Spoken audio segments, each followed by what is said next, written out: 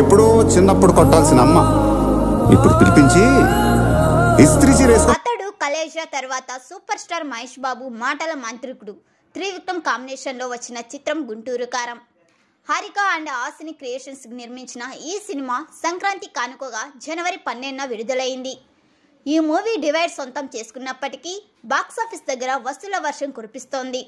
4 రోజుల్లోనే 80 కోట్లకు పైగా షేర్ రాబట్టిన ఈ మూవీ ఫుల్ రన్లో 100 కోట్లకు పైగా షేర్ రాబట్టే అవకాశం ఉంది. తెలుగు రాష్ట్రాల్లో మొదటి రోజు 38.88 కోట్ల షేర్, రెండో రోజు 8.57 కోట్ల షేర్, మూడో రోజు 9.1 కోట్ల షేర్, నాలుగో రోజు 9.47 కోట్ల షేర్ రాబట్టిన గుంటూరు కారం 4 రోజుల్లోనే 65.93 కోట్ల షేర్తో సత్తా చాటింది. ఏరియాల వారీగా చూస్తే 4 రోజుల్లోనే నైజాంలో 28.25 కోట్ల షేర్, సీడెడ్లో 7.28 కోట్ల షేర్, ఆంధ్రాలో 30.40 కోట్ల షేర్ వసూలు చేసింది.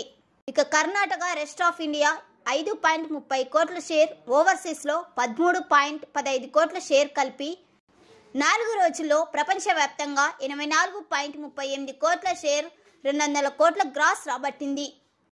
5వ రోజు కూడా మంచి కలెక్షన్స్తో దూసుకుపోతుంది.